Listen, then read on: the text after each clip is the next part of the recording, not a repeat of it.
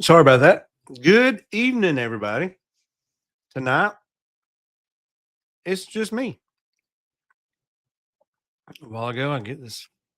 Jeff's out right now, and he was going to try to be here. And then I get this message from him. This is the message. He says to tell everybody he said hello. He misses y'all, but it took a while for this picture to send. So his cell phone service is not good. It is what it is, though. We'll get through it.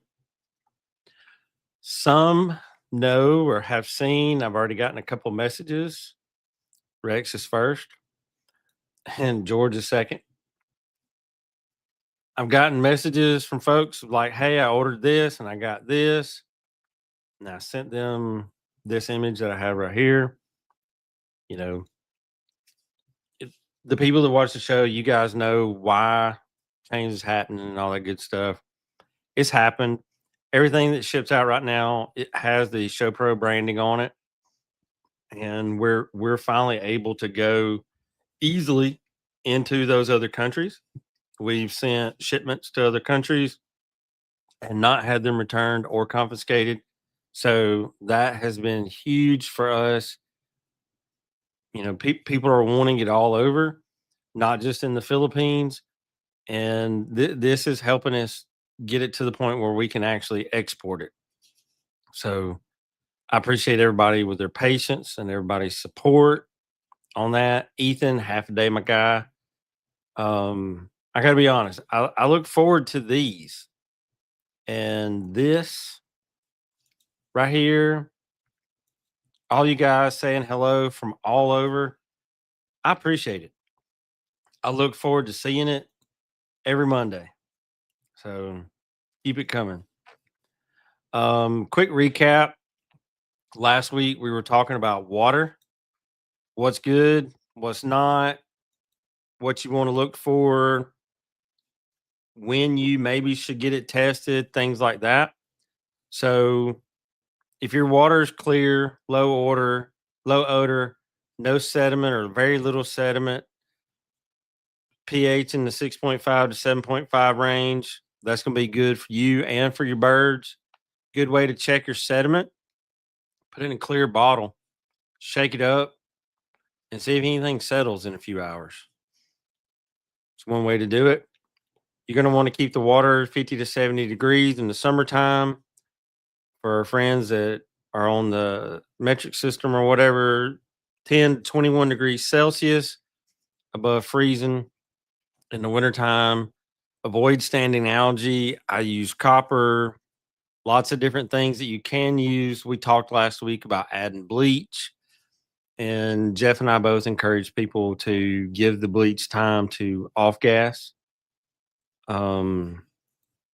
Because that could really mess up the internal stuff in the bird's gut. And you could throw their intestines and all that kind of stuff off. So you don't want to do that. And test your water every 6 months for, all the different things. Chickens are going to drink 8 ounces a day or 0.24 liters. In the summertime, when it's hot, that can double. Chicks will drink less, but they dehydrate faster. Use shallow sources to prevent drowning. That should be obvious, but it happens. And so, have those. And if all you have is a small drinker for your chickens, throw some marbles in it just to keep them out, for that first week while they're young and dumb, like teenagers. Last week we talked about bell drinkers, manual, auto, high flow, good for groups. They need to be level and they need to be clean. Nipple lines or buckets, that's the cleanest water. You will have to do some training. Doesn't take a whole lot of time. As long as you use good nipples, you won't have to worry about flooding in your litter.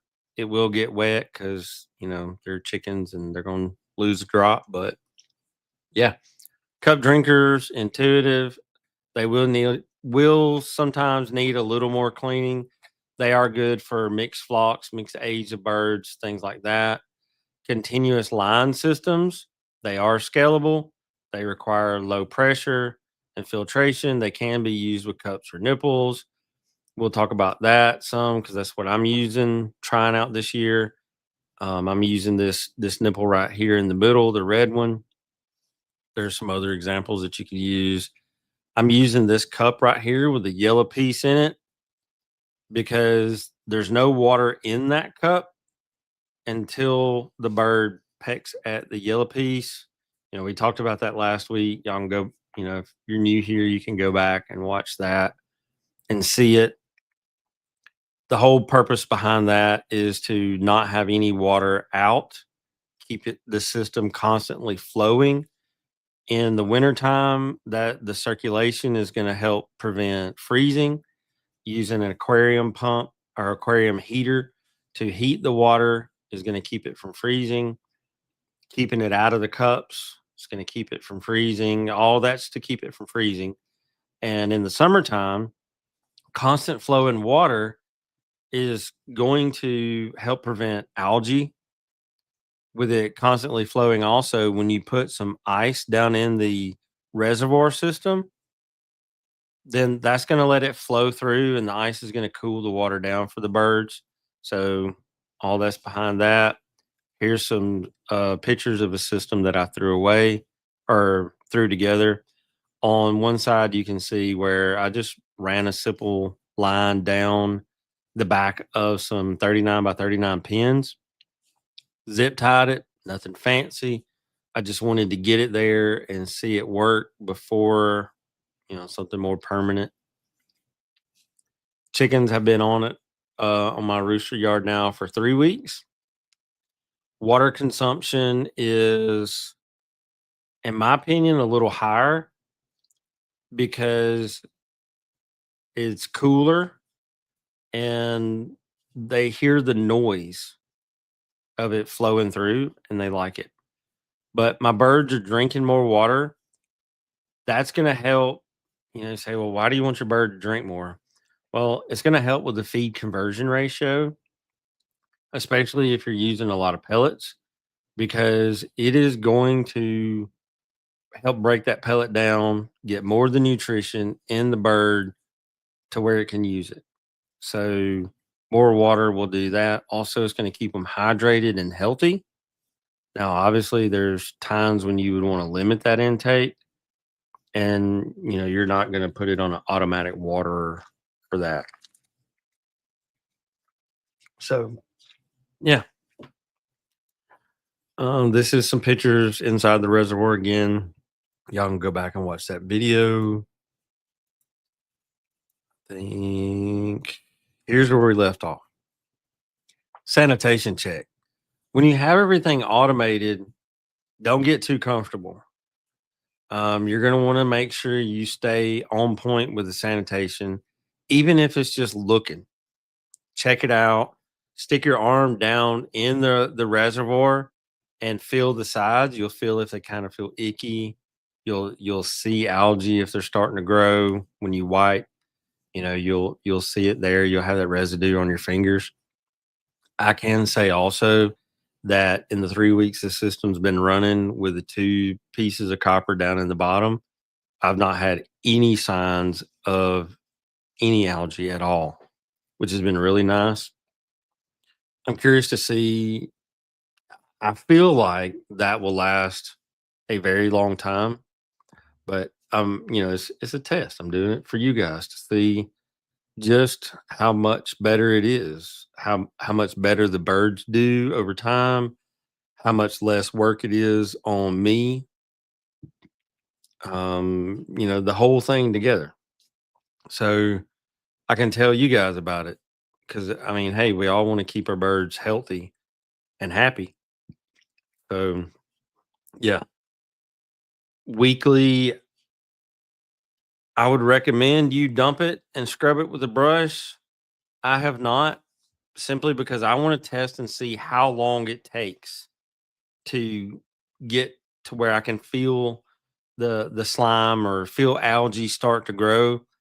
I'm in the testing phase, so when people ask me about a watering system, I want to be able to tell them from my experience. And that's just me personally. Um, Monthly descale it with vinegar and that kind of stuff. Again, that's like a general rule. I'm going to see how it goes because I have a lot of filtration system on my hose pipe at the house. I've got a sediment filter and a standard RV line water filter. Both of those are designed for RVs, but I've got those and come straight off of the hydrant into that. So I've got that to help prevent that. But we're testing all this again to see what it is. I'm also having your birds leg band, wing band, something like that, having your pins identified as well.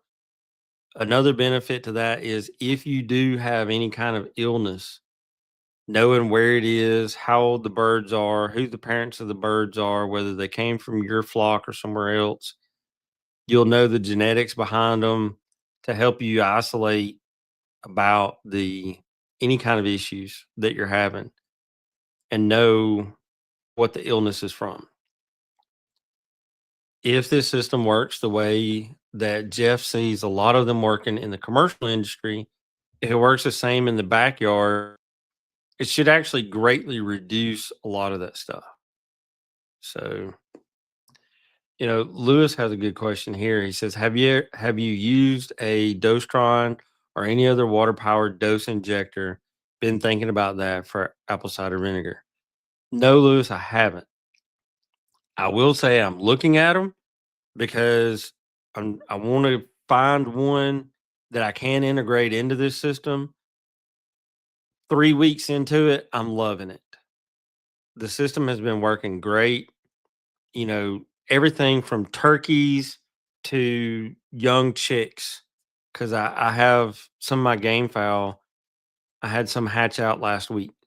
They're still going broody. They're still doing their job, and I'm not going to stop them. I like birds that are hatched out in the cooler months personally because they typically will have more vigor and they'll be stronger. And that's one of the things that I breed for in my breeding program is strong birds, resistant to anything and everything. So right now, I'm manually putting apple cider vinegar into the line. What I'll do is I know how big the reservoir is. So I will cut off the water feed, put that in there, monitor it till it gets low, turn the water feed back on, and it'll fill back up.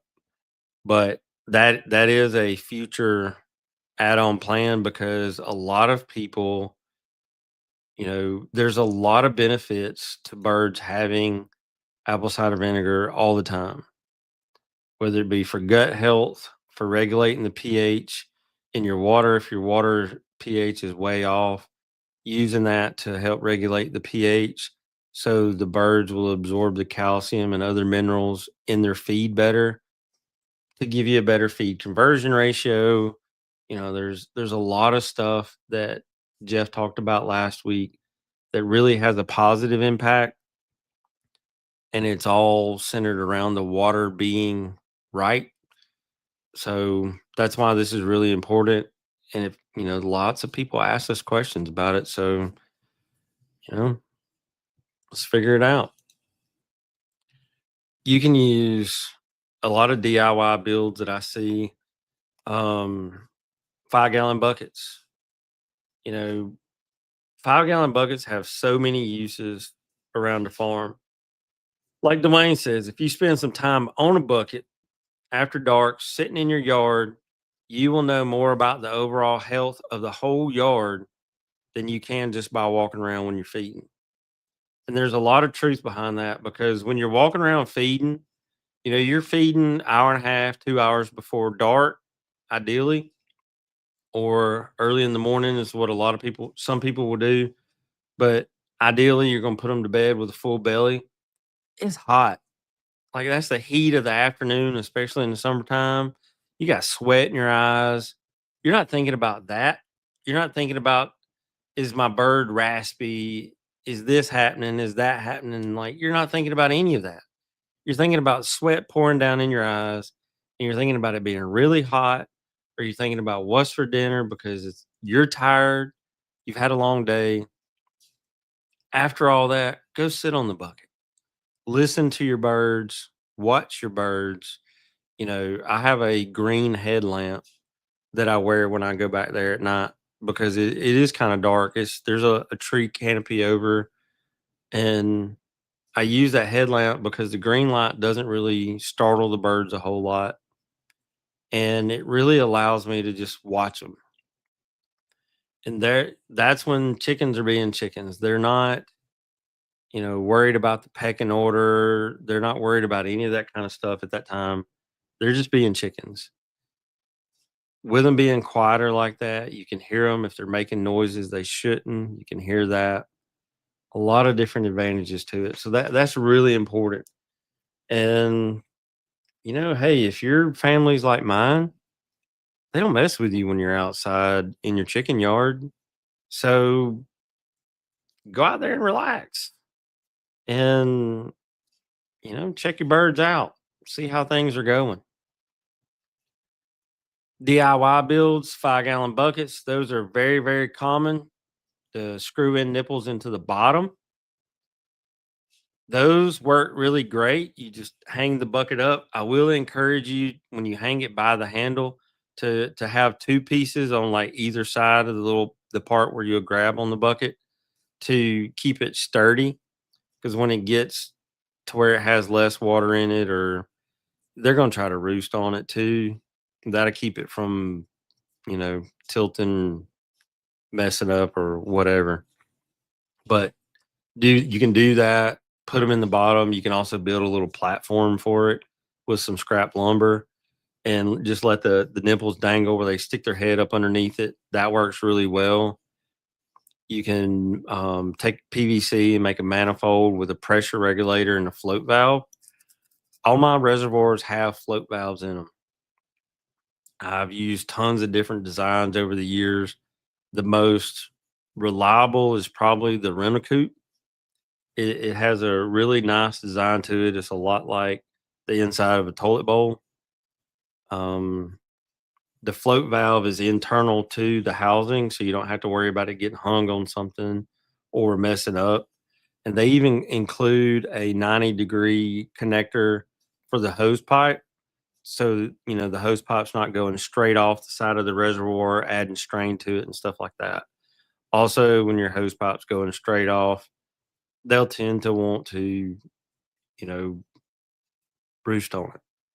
And, like Dwayne said, toilet flush valve works too. They do. They hook right up. The downside to that is some of those suckers, depending on where you get them from, are expensive. Like, you go get you a toilet bowl valve and you might be 25, 30, $40 depending on where it is. I will say ordering those off of Amazon, I really like to support local, but I'm sorry when it's half price on Amazon. I love you, but I got to eat too. So, yeah. The heated base for the winter flocks and the gravity things, those are great. Whether it's buying the metal pans that have the heat strips inside of them, I've also seen people use a 45-watt light bulb inside of an outdoor housing that has a concrete block sitting over it, and then the bucket sitting on top of that. And so the bucket will hover right above the top of the concrete block. The light bulb at 45 watts, that's not a lot of power.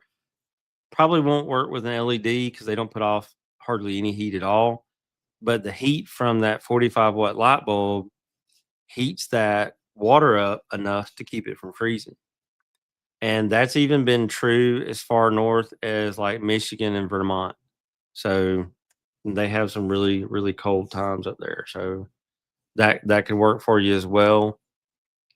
And if you don't have access to any kind of electricity where your birds are or any kind of running water, then I'm sorry, you're just gonna have to fight with it. Break your water buckets up, go out at night right before dark, dump all the water out. Go there in the morning before the sun comes up all the way and fill them back up. That's another option. And also make sure they have free, fresh access all the time, except for at night when they're asleep. You know, hardly ever have I been out in my chicken yard and seen a bird pop off the roost to go get some water. You know, they're not like us where they get up in the middle of the night, say, "Oh, I need a drink of water." Doesn't really happen. So, and you know, in the rare event that it does,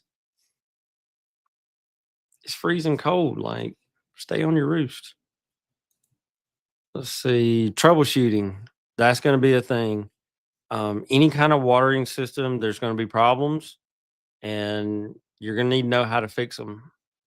With the first thing, if you have wet litter, if you're in the outside, like if you're have something indoors, your bedding's getting wet. Obviously, you got a leaking cup or nipple, something's tilted, replace, level it out. Sometimes it's just like a piece of dirt or a feather got stuck in the valve, and that'll make it where it leaks out a lot. But you'll notice that if it's an outside situation like what mine is, you'll see water on the ground unless it's rained recently. Um, Birds not drinking high. If you got the water too high or too low, they're not going to do it. They're not going to drink like they should. And you'll also, when you go out there to feed your birds, if you're using nipples, tap them. You're going to want to make sure they're primed. If that system gets airlocked, it won't flow. Period.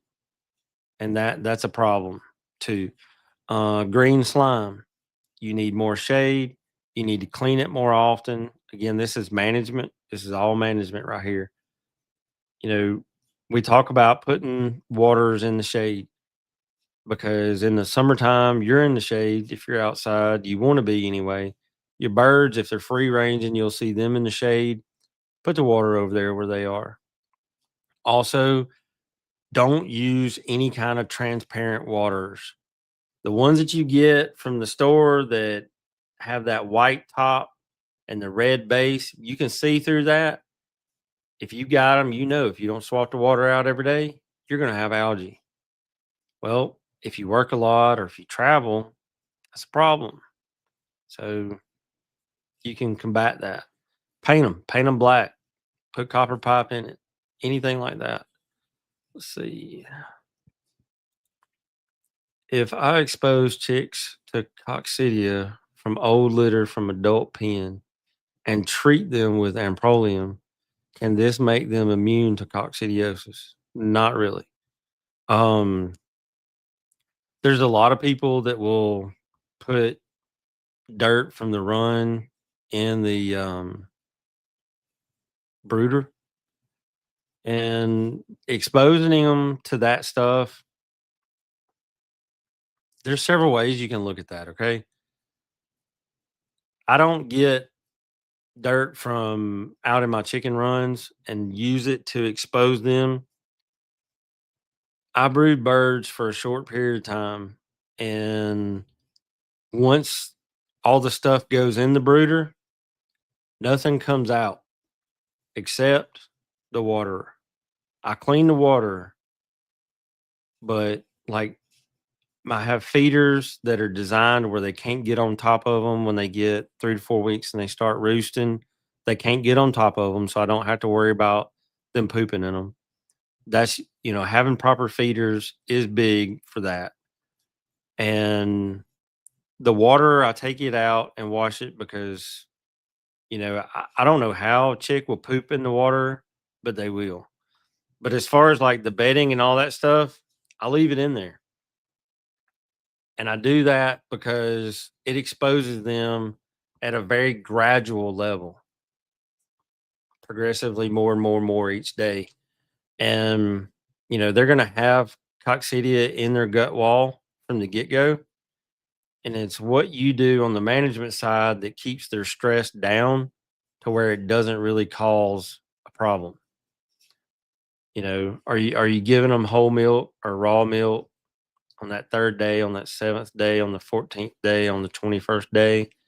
That puts natural bacteria in their stomach to build up the resistance to coccidiosis. You're putting the healthy bacteria in there. Also, if you use the Show Pro, it's got lactobacillus and a few other stuff in there, different good bacteria to help build up the strength in the gut wall to, build up that immune system. If you take chicks and expose them with litter and then you toss amprolium to them, whether they're sick or not, you'll never find out if they built up a resistance because you're medicating them right away, for one. For two, amprolium blocks thiamine, which is a really key B vitamin, especially in the first 2 weeks of that chick's life. And you're stunting their growth. And that's something that will take months, if ever, for that chick to overcome. So I don't medicate anything. And people say, "Oh, well, you use garlic and you use oregano and you use thyme and this kind of stuff." Yeah, I do. But I use it when it's appropriate and I don't use antibiotics, especially with chicks, because same reason if you take a baby, like I have 3 under 2 at home right now. And when the twins who are almost 6 months old, they've had essentially a sinus infection for the last 6 weeks. No antibiotics. They got a little honey to help with the cough, to help with their throat, but the doctor's like, "No, we're not going to do antibiotics for this." And even my mom was like, "Oh my God, why? You need to find another doctor," all that kind of stuff. But the doctor says, "Well, if we throw antibiotics at everything, then they'll build up a resistance. So when something really bad does happen, we're going to have to find a totally different antibiotic that their body hasn't built up a resistance to, or it's not going to work and you're in a worse situation." And that same principle applies to chickens. If you just constantly do this, some people, they will worm their birds every couple of weeks or every week, whether they need it or not. Well, that may not be the best thing. Again, your farm, your birds, your rule, but this is what works for me. I don't do it. Once a year, I will usually use a garlic tincture, but usually it's when the weather starts changing. And I live in Alabama where we have bipolar weather. That's what I call it because, like last night it was in the 50s and today it was in the 80s. And when that happens, you'll start hearing a lot of birds, raspy breathing, just different respiratory issues all over the place. And I'll put garlic tincture in all of them's water, and I don't worry about it anymore. It's gone. So that, doing a little bit once when a lot of them start showing symptoms, it works. If I was doing that every 2 weeks, God only knows what I would have to do for it to work. So that's kind of my mentality behind it. And I got my first birds. My granddaddy helped me build my first chicken pen when I was 10, 11 years old. And I've had them on and off ever since. And, we've never done that. He give shots to horses, shots to cows. That's about it. If you're a goat, a pig, anything like that, it was natural or it was nothing. And I adopted that and it works. Do chicks use nipples? Yes, they use nipples. The nipple that you see here, this black and stainless, that's really commonly used for rabbits. Chicks love them. The other one is commonly used for anything from quail all the way up to turkeys. The red one, my turkeys love it because it makes that ticking sound every time they hit it. And sometimes I wonder if they're drinking water or just playing with the thing, but they're not making a mess. And the more water you can get into the bird, the healthier it's going to be. Just like, they all talk about, you always hear doctors saying, well, you should drink this much water. There's like a formula that's based off how much you weigh and this, that, and the other. And I'm a lot smaller now than I used to be. But back at my prime, that was a lot of water. And I have discovered that drinking a lot of water has got me to where I was healthy. So, your birds are the same way. They drink a lot of water, system stays flushed out. They're absorbing all the nutrients coming out of their feed because their body breaks down the feed better because it has more moisture, so on and so forth. Now, some people use nipples, some people like cups. In the system that I put in, that's the one flowing system that's going to be heated and all that to test out this summer or this winter. I use these cups because you have to put pressure on them and they don't hold water, so that hoping they don't freeze up. I know for a fact that nipples will not freeze up. If your water line freezes, they can't move and actuate. But again, if the water's circulating and if you have a heater in it, that should prevent that from that water line from freezing. So you'll have that opportunity. How many nipples or water cups per bird? Now, there's all kinds of stuff, all kinds of things people say, different ratios. I mean, some will say a Plasson Bell one water is good for 100 birds.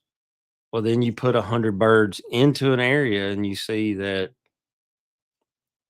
it's really good to have two of them. A lot of times Jeff and I will talk about a lot of things that are nutrition related where too much is not necessarily a good thing, because a lot of times, as men, we think, well, more is better, right? Well, when it comes to water cups or water nipples or waterers, period, the more the better can be applied in this situation. Um, Having a 1-to-1 ratio in a grow out pen would probably be excessive, but you know, it's kind of like the feeders. You want them to all be able to drink or eat at the same time. Well, when you got a water cup, 2 to 4 chicks can get to that one cup at a time. You could get away with less. You could get away with more. More could be better. In the summertime, they're going to drink more, which is why I use 2 to 4 birds. In the wintertime, it'll be less. So, it all depends. If you're building a pen for a specific use, and let's say you're going to grow out birds in the summertime, well, it's going to be hotter. It's going to be a grow out, so you're going to throw as many in there as you can. So you're going to want the higher number. You're going to want one water to every 2, maybe 3 birds. But if it's going to be in a situation where they're just going to be living in there in like a communal area, let's say you got a place where you want to put a lot of hens. So when you're ready for mating season, you have 10, 12 hens in one, and you can have a rooster that you have pinned up by itself, put him in there for a day and get some fertilized eggs essentially. Then, you'll want more. But it all depends. And that's why planning ahead will save you a lot of headache down the road. Um, the nipples, you're going to want them to be higher. You're going to want the bird to slightly have to stretch to get to it. For cups, you'll want them at the top of the breast height. Again, in a grow out situation like what I have, I used a 10-foot water line and I cut it about every foot, foot and a half. And I did not measure it. I just looked because I did not want it to be the same, which is kind of aggravating to look at because it's not the same. But, you're going to have different birds, different sizes, and all that kind of stuff. So you're going to want it at different intervals. But what I did was I put the bottom of the line about 4 inches off the ground because, you know, 3, 4 weeks, a chick's taller than that, or it'll be right at that height at its breast, where that's the proper size for it. And on the higher side of the grow out, they're going to be at their breast 8, 10 inches tall. And you'll want them to stretch up just a little bit because that's going to stop them from putting so much trash in it, which will be another problem that you have to deal with. So, giving them the different size, and you would think that they would go to the easiest one, but I see more birds from sitting on my bucket stretching to get water than I do at the far end where, I mean, some of the birds are 6 months old and the cup that's 4 inches up is like to their knees. So, I see them on the high side stretching. So they do want to stretch like that. And I'm thinking seriously, I have one pen that has some American breasts and some Rhode Island Reds, hens, both hens, and some um, turkeys that are about 3 or 4 months old. And I pulled the nipple line up really high because I wanted the turkeys to be able to reach. Well, I have seen on 2 different occasions chickens climbing up over other chickens just so they could peck at it to see what it was, because curiosity gets the best of them sometimes. So I'm probably gonna have to put in another line that the chickens can reach up and get to be able to use as well. Because with the nipple lines, putting them on an angle, the water doesn't flow in the tube correctly, and it can allow the part that's spring loaded inside of the actual nipple to mess up for the actuators. So yeah. Do I need a regulator? That I see that a lot. If you're gonna hook the hose straight up to a water line, then yes, I would get Rainbird makes a pressure regulator, drops it down to 25 pounds, stick it straight on to a 1/2 inch or a 5/8 inch line, and feed your whole system with it. Gravity fed from a reservoir works great. You don't need a pressure regulator, it'll do it for you. For me, I'm using a water pump like you would use for a pond fountain. If you're going to have a decent size system, 40, 50 feet or more of total hose line, I would use closer to the 800 gallon per hour. Um, if it's going to be a smaller system, you'd want the 400 gallon per hour. So again, planning, that depends on what you want. In looking at those pumps, a lot of them talk a lot about gallons per hour, but a lot of them also talk about the rise rating. The pump that I have on my big system is a 800 gallon per hour with a 10-foot rise.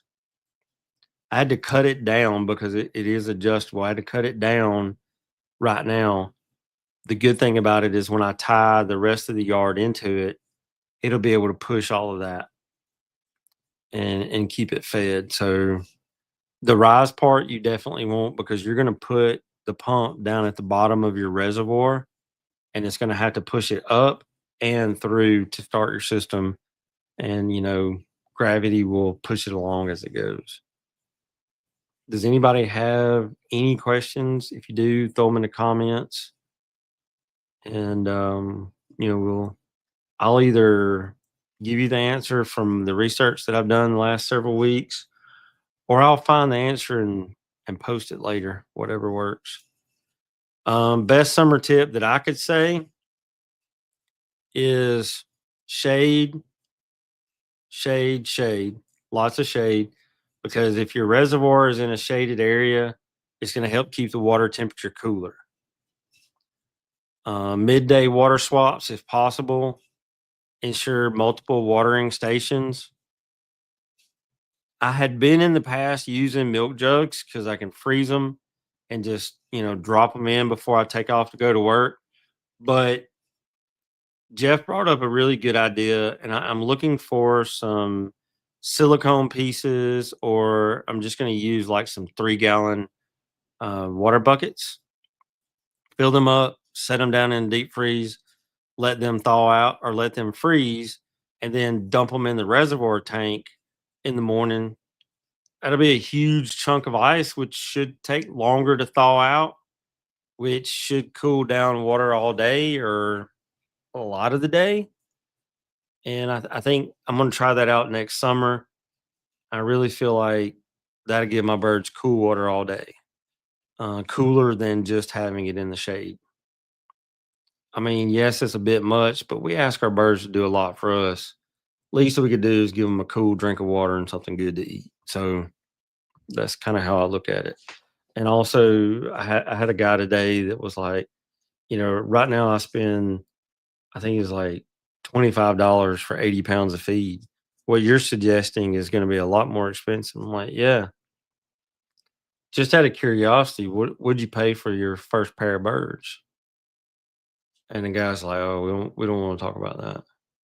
I said, oh, so you'll spend a ridiculous amount of money to get started in birds, but then you don't want to feed them that well.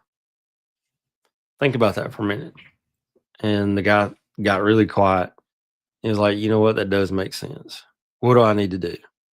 So I made some suggestions based on where he lived. There's a couple local feed mills that you can get and add some of the breeder supplement to their feed and have them a really good quality feed. So it's a thing. Let's see. Dougie says, I have a friend that asked me about getting ShowPro in the Philippines. Do you ship it over there? And what's the cost for 10 pounds and 40 pounds shipping and all? Well, Doug, that's a great question. And I'm going to tell you this. I have not priced shipping a 40-pound bag to the Philippines. I have priced it to Guam and I have priced it to Hawaii. And it is a little over $100 just for shipping. Not very economical at all. Um, the ShowPro is made in the Philippines by Jin Jin. So if you're in the Philippines, get in touch with Jin Jin. He makes the product. It is a little different. Some of the stuff that we have available to us is not available to him, but the guaranteed analysis and the overall result is going to be the same. Jeff actually went over the first time he went over there was because of his curiosity on that side of the world. And he did a lot of research on the things that were available and did some rations for Jin Jin and that kind of stuff. And Jin Jin was really impressed with the feed and how much better his birds performed, how much better they acted, the increase in the fertility and the hatchability. He really liked all that. So, that's how that works out. In even using for 40 pounds, like to Hawaii or Guam or the Virgin Islands or anywhere like that, buying the 10-pound bags, 4 of them is actually cheaper than one 40-pound bag. Even using the USPS, if it fits, it ships box. So we have done some stuff on that to try to get it to y'all as economical as possible, whether you're in the state right next to me or Oregon or California or Texas. We try to get it to you as economical as possible, but we also want to make sure that it gets to you. Let's see. Rex says off topic, but I have a hen who got into a fight and I think she may have broken her jaw. Now her beak doesn't close right and I'm having to trim her beak now. Ah, so I'm going to be honest.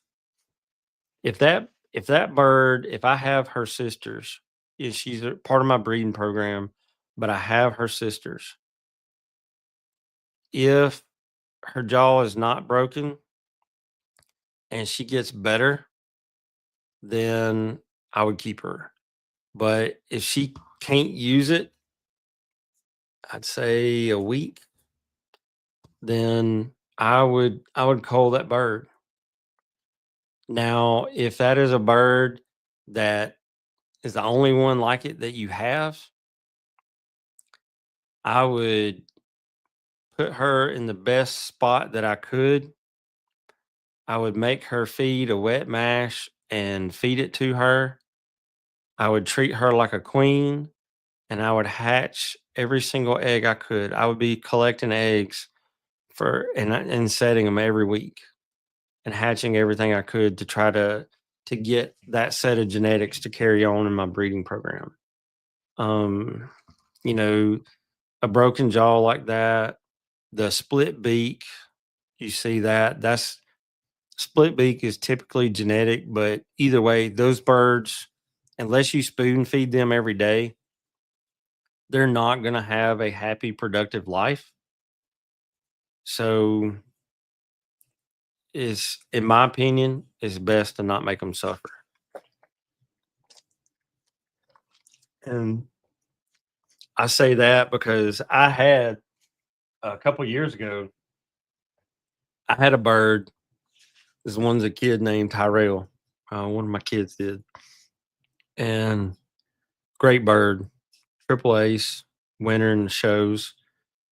Really good bird.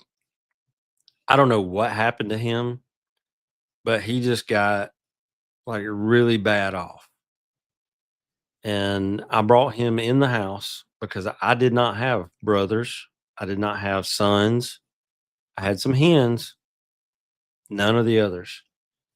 And I babied that bird for a while. Hey, Sue, I babied that bird for a while until I got him back healthy. And I was able to put him back in the brood pen.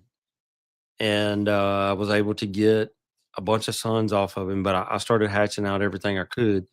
And that's one of the things that I always tell people, don't get down to your last bird.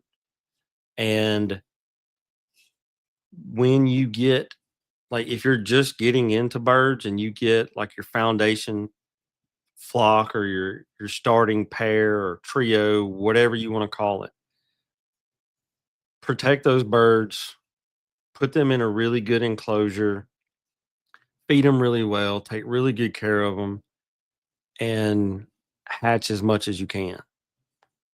Ultimately, in your breeding program, you need a minimum of 3 roosters.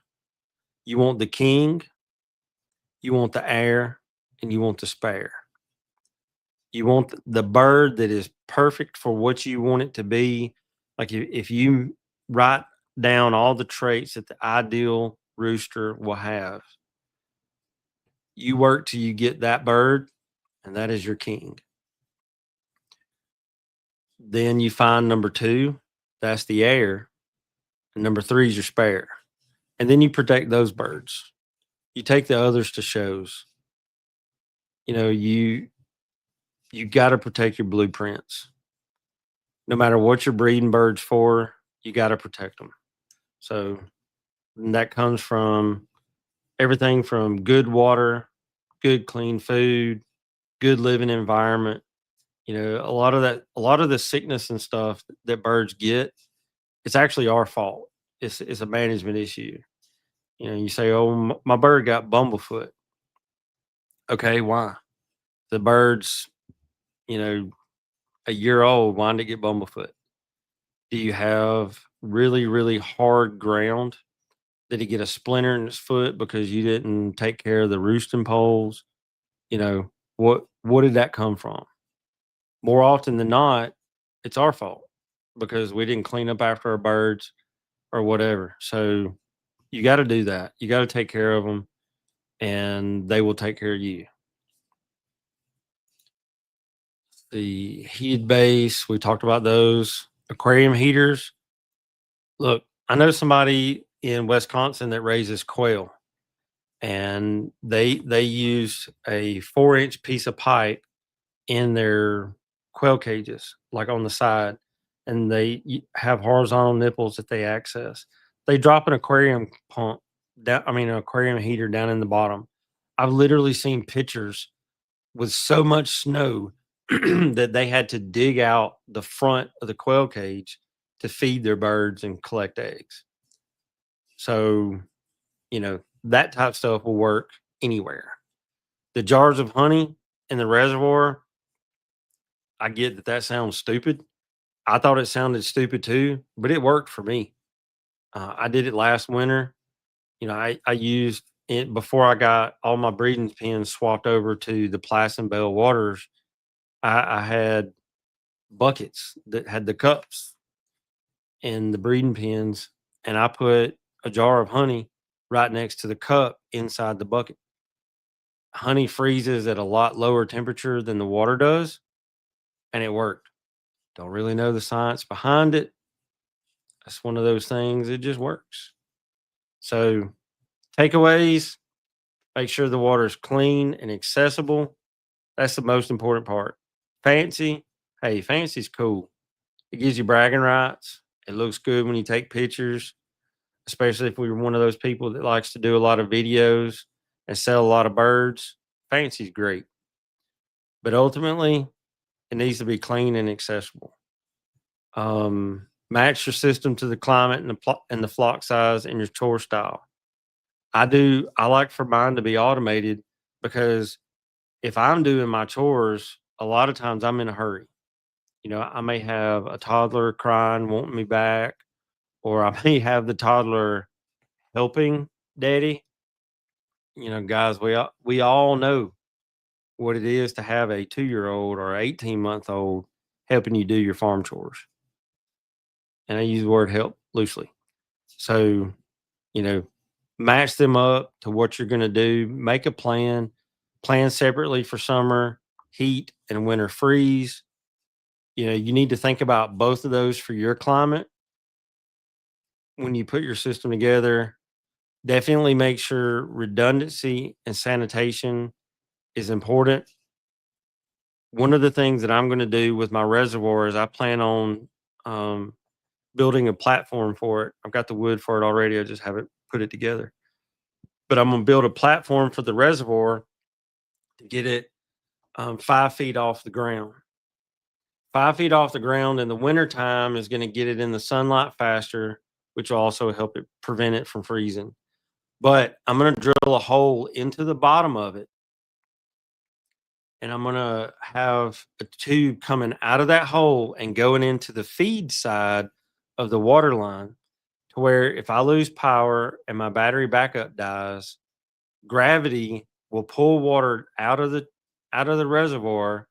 It's 35 gallons. I don't have that many birds. 35 gallons should give them water for 2 days at least, even with some spillage and leakage. But it'll come out the bottom of that reservoir if the pump goes out. Now, I'll lose my circulation and I'll lose my heat. But unless it's below freezing, and even at below freezing, it's going to take time for my birds to lose water. It's going to take time to freeze up. So make sure it's redundant, even if it involves just a 5-gallon bucket. Do something. Does anybody have any questions?